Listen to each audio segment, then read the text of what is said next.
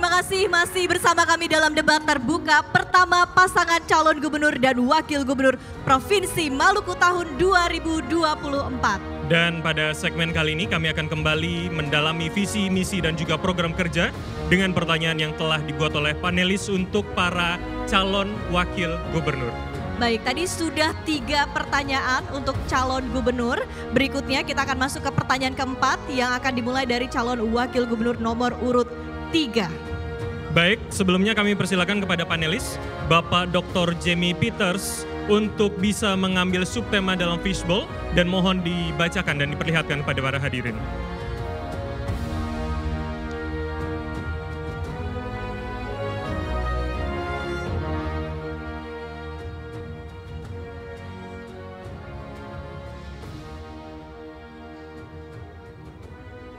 Boleh dibaca? Subtema pemberantasan KKN dan narkoba. Baik, pemberantasan KKN dan juga narkoba. Berikutnya kami persilakan Cawagup nomor urut 3 untuk mengambil kode soal terlebih dahulu.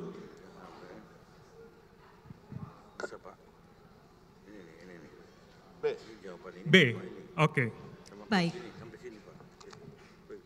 Bapak Ibu dapat dilihat masih tersegel sekali lagi, masih rahasia. Baik, dan sekali lagi kami ingatkan bahwa pertanyaan akan kami bacakan 1 kali dan tidak akan kami ulangi.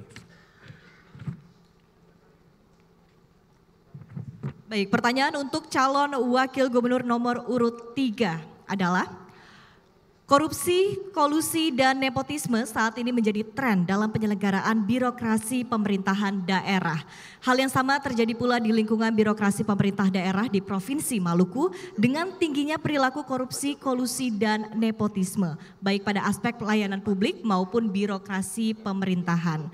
Pertanyaannya, jika Anda terpilih menjadi gubernur dan wakil gubernur, apa langkah strategis yang dilakukan untuk mewujudkan good governance dalam penyelenggaraan pemerintahan dan birokrasi di pemerintah daerah Provinsi Maluku yang bebas korupsi, kolusi, dan nepotisme? Iya. Waktu Anda 1,5 menit dimulai dari saat Anda berbicara. Setidaknya ada 2 pendekatan.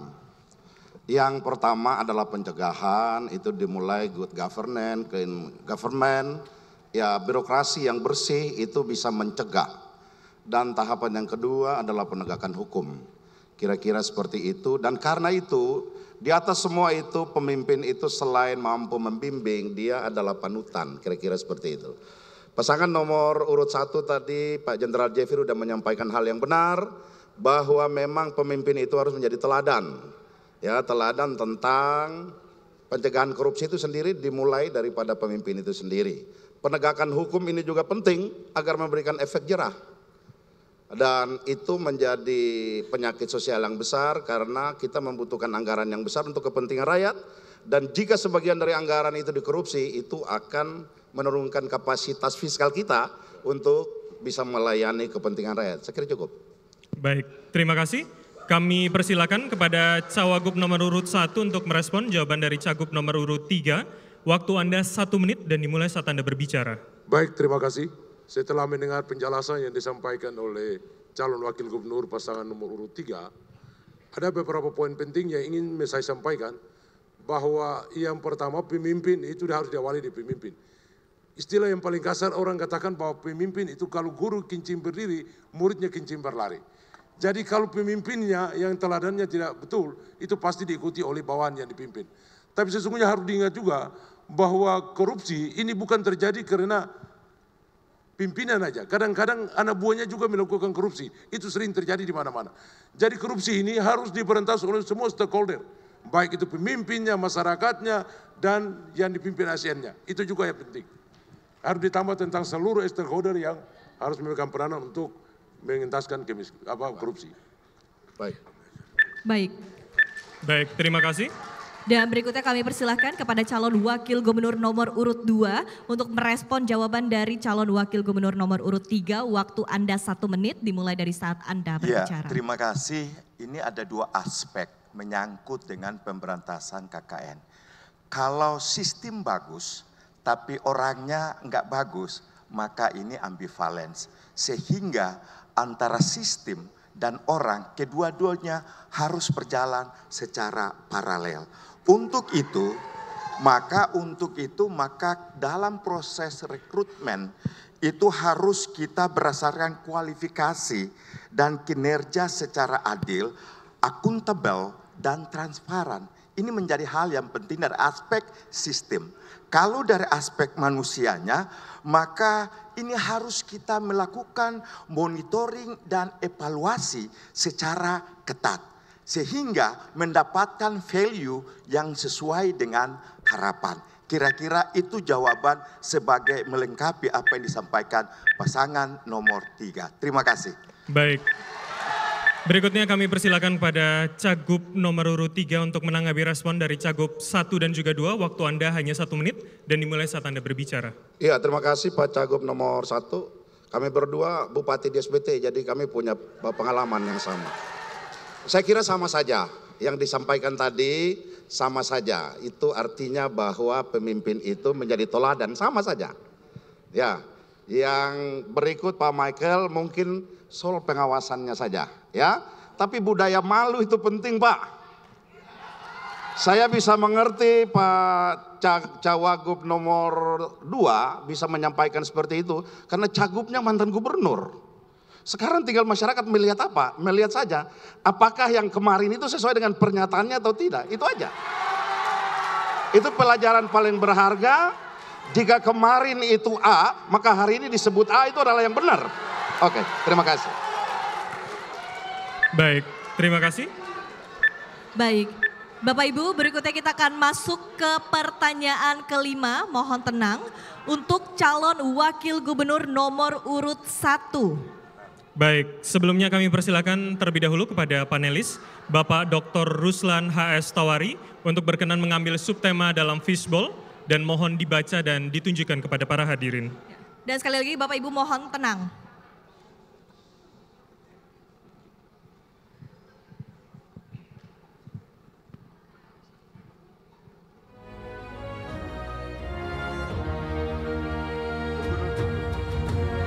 Konektivitas Kepulauan.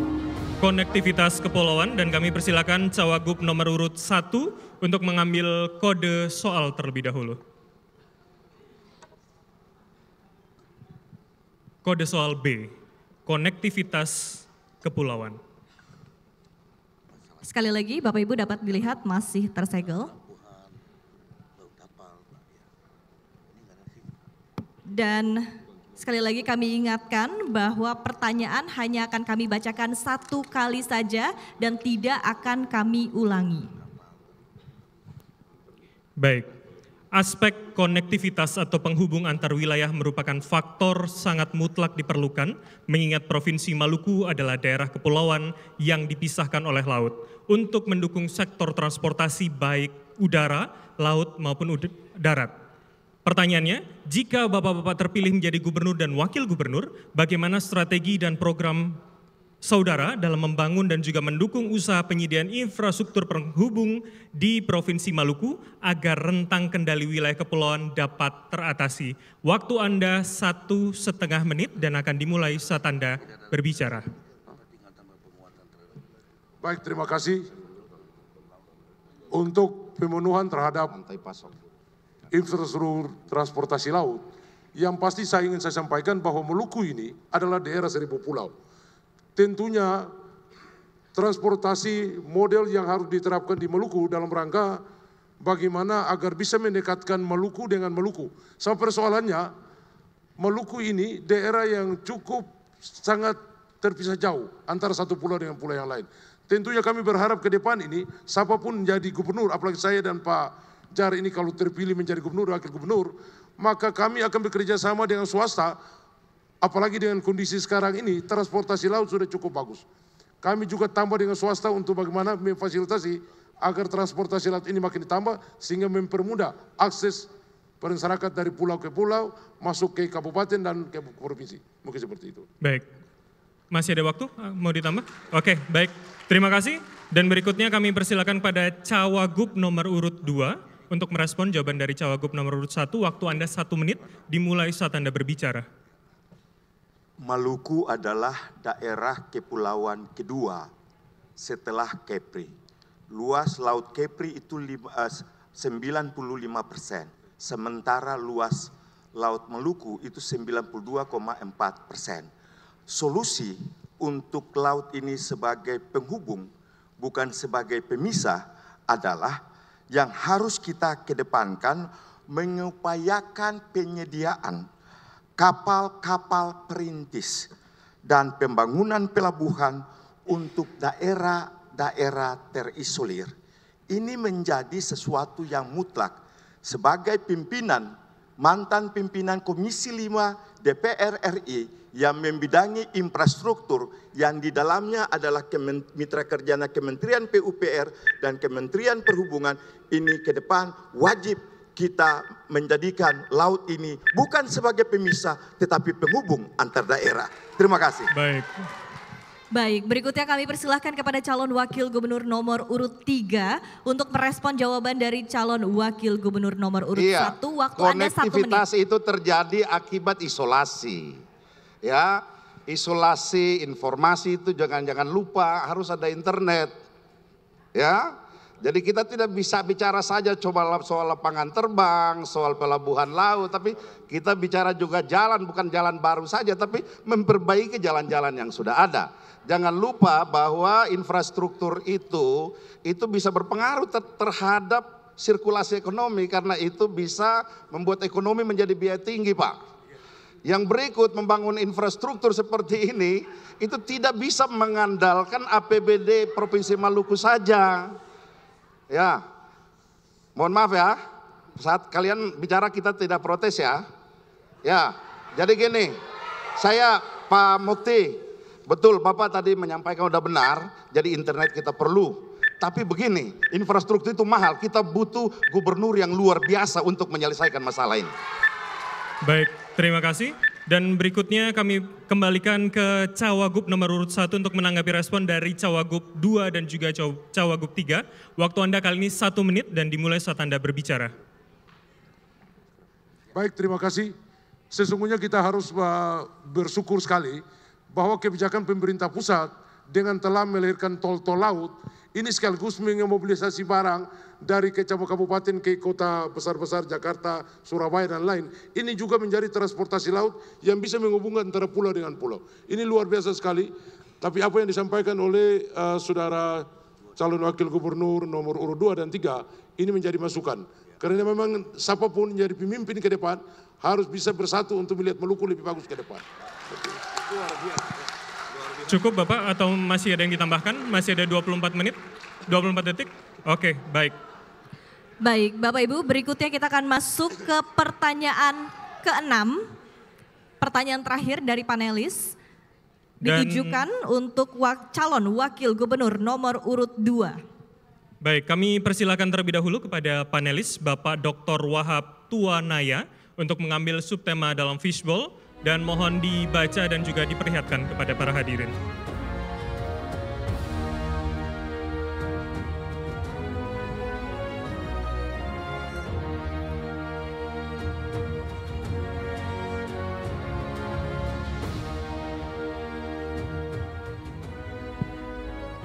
Subtema digitalisasi. Digitalisasi. Dan berikutnya kami persilakan pada Cawagup nomor urut 2 untuk mengambil kode pertanyaan terlebih dahulu.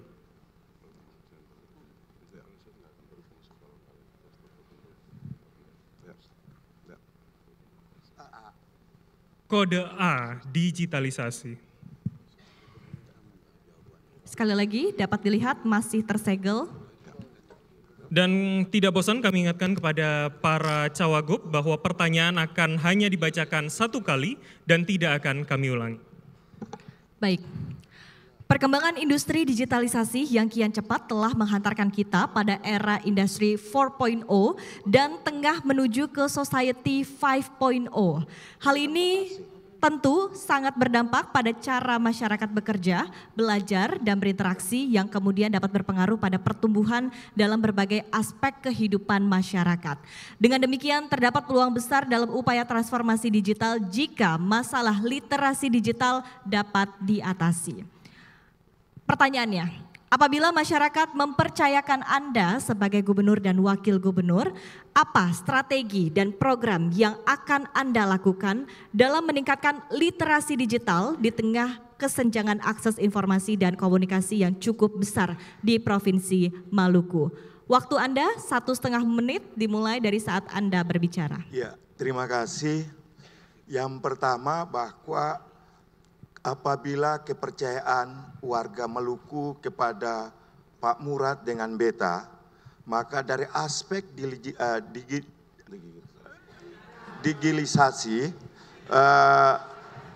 digitalisasi yang akan kita lakukan adalah membangun Maluku sebagai daerah digital. Ini tidak bisa lagi ditawar-tawar. Dengan peningkatan dan perluasan layanan telekomunikasi sampai ke desa-desa. Yang berikut, kami juga akan melakukan pelatihan digital untuk 1.770 pemuda-pemudi di 354 desa mandiri pangan lokal pada 11 kabupaten dan kota. Kami akan membangun ruang kelas virtual di sekolah-sekolah. Dan yang berikut kami akan menguatkan jejaring media sosial untuk peningkatan UMKM bagi generasi milenial kita. Sekian dan terima kasih. Baik, terima kasih. Saat ini kami persilakan kepada calon wakil gubernur nomor urut 3 untuk merespon jawaban dari cawagup nomor urut 2. Waktu Anda 1 menit dimulai saat Anda berbicara. Baik, saya kira yang disampaikan oleh Pak Michael udah bagus. Ya, memang digitalisasi ini adalah sebuah keniscayaan. Ini tidak bisa dihindari karena memang zamannya seperti itu. Udah baik Pak Michael, tapi kira-kira begini. Andaikan kami yang terpilih, ya. Di sana ada dana desa gitu. Kalau misalnya itu harus dibangun di setiap desa, mungkin kami akan menambah lagi beberapa poin, yaitu internet gratis, Pak. Kita latih, tapi kita double lagi dengan gratis. Apakah subsidinya itu melalui pemerintah provinsi langsung ke desa, atau mengorganisir para bupati wali kota untuk bisa mengcover pembiayaannya itu. Harapannya adalah masyarakat di desa itu semua bisa terjangkau. Dan tidak kalah penting, digitalisasi itu juga mempermudah masalah marketing daripada produk-produk lokal. Terima kasih. Baik, terima kasih. Dan berikutnya kami persilahkan kepada calon wakil gubernur nomor urut 1. Waktu Anda 1 menit dimulai dari saat Anda berbicara untuk menanggapi atau merespon jawaban. Terima kasih. Setelah mendengar penjelasan yang disampaikan oleh saudara pasangan calon nomor urut 2, wakil pasangan nomor 2, kami merasa bahwa sudah cukup sempurna. Cuma perlu kami tambahkan bahwa memang dunia sekarang ini dunia digital. Segala sesuatu ini harus dilakukan secara digital. Mengakses informasi publik dan segala macam ini lewat digital. Tapi sesungguhnya satu hal yang harus kita pahami juga, bahwa ini hanya berlaku di daerah kota-kota. Tapi kasihan saudara kita yang ada di desa-desa yang paling terjauh tidak bisa mengakses informasi lewat digital karena jaringan komunikasi yang tidak jalan. Saya dan Pak Gub ini kalau terpilih menjadi gubernur, hasil koordinasi kami dengan kementerian agar bisa ada tower-tower yang dipasang pada daerah terpencil. Agar masyarakat, agar informasi digitalisasi ini tidak hanya dinikmati orang yang berada di pusat-pusat pemerintahan. Tapi sampai ke desa-desa, listrik juga harus menyentuh semua masyarakat. Sehingga pelayanan ini bisa dilakukan dengan baik. Mungkin itu aja, makasih. Baik, terima kasih. Dan saat ini kami persilakan pada cawagup nomor urut 2 untuk menanggapi respon dari cawagup 3 dan juga 1. Waktu Anda 1 menit saat Anda berbicara. Ya, terima kasih Pak Fanat, terima kasih Pak Mukti. Apa yang disampaikan oleh oleh calon wakil gubernur nomor urut 3 dan nomor urut 1, saya berpikir adalah bagian untuk melengkapi apa yang kami sudah sampaikan secara istimewa tadi. Mungkin itu saja yang bisa dapat kami meresponnya. Semuanya baik dan sangat baik untuk masyarakat Maluku, untuk pembangunan Maluku yang lebih baik dan lebih komprehensif ke depan. Terima kasih. Baik, sudah cukup Bapak? Sudah cukup? Baik. Baik. Baik, terima kasih untuk ketiga calon wakil gubernur atas jawaban, respon dan tanggapan yang diberikan. Dan Bapak Ibu mari kita berikan tepuk tangan yang paling meriah untuk ketiga pasangan calon. Dan usai jeda berikut ini kita masih akan kembali mendalami dengan sesi tanya jawab antara calon pemimpin daerah Provinsi Maluku. Untuk itu tetaplah bersama kami di debat terbuka pertama pasangan calon gubernur dan wakil gubernur Provinsi Maluku tahun 2024.